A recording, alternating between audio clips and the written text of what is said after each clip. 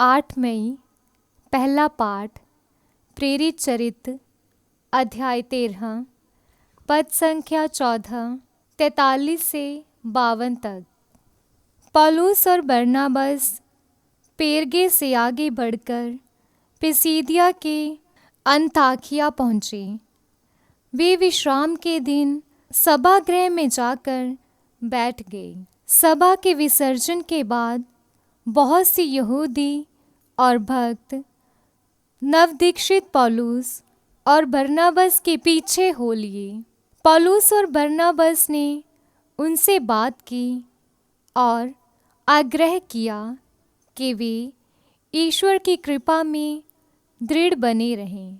अगले विश्राम दिवस नगर के प्राय सब लोग ईश्वर का वचन सुनने के लिए इकट्ठे हो गए।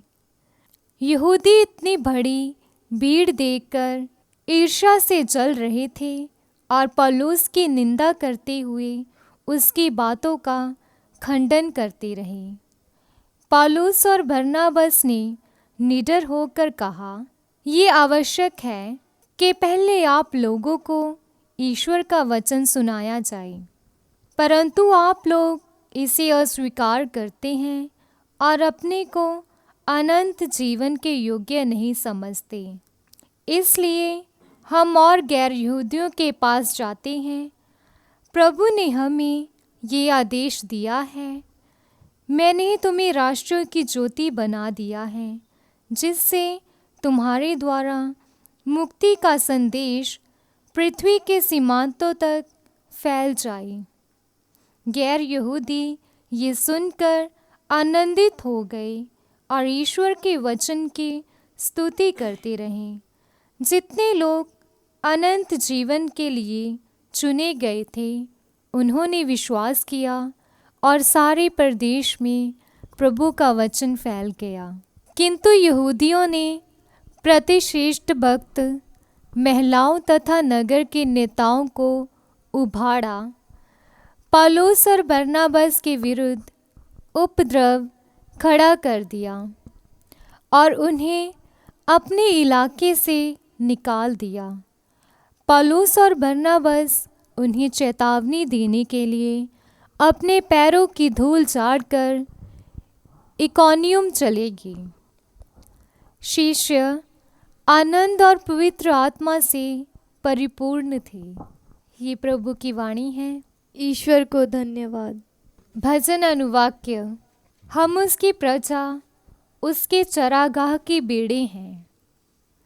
हम उसकी प्रजा, उसके चरागाह की भेड़ें हैं।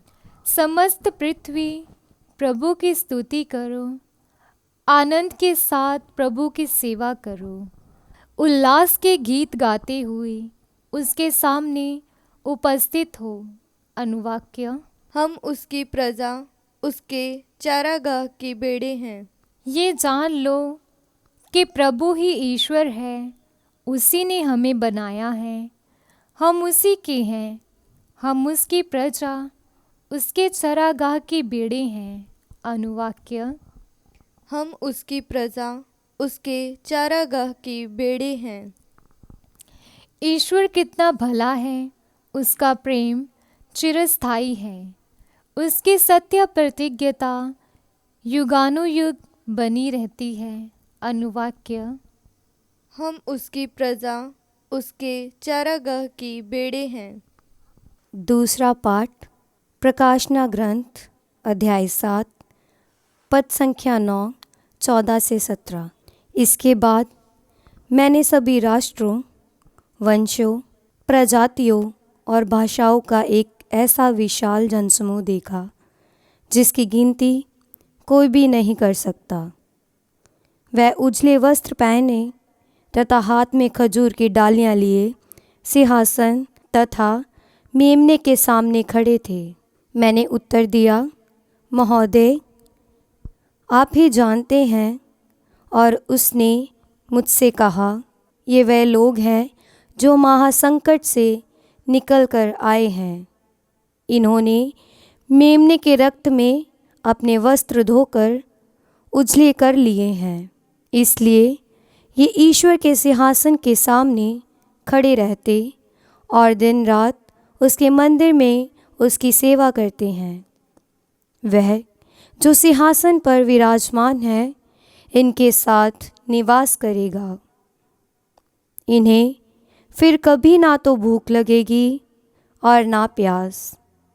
इन्हें ना तो धूप से कष्ट होगा और ना किसी प्रकार के ताप से, क्योंकि सिंहासन के सामने विद्यमान मेमना इनका चरवाहा होगा और इन्हें सजीवन जल के स्रोत के पास ले चलेगा और ईश्वर इनकी आँखों से सब आंसू पोंछ डालेगा।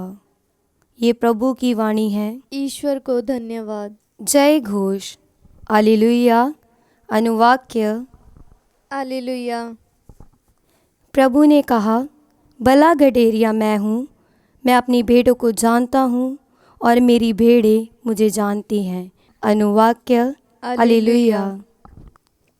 संत यूहन्ना द्वारा रचित सुसमाचार अध्याय 10 पद संख्या 27 से 30 तक।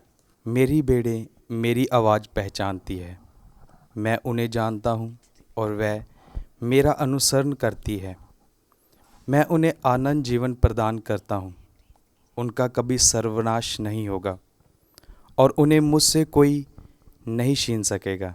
उन्हें मेरे पिता ने मुझे दिया है, वह सबसे महान है, उन्हें पिता से कोई नहीं छीन सकता। मैं और पिता एक हैं।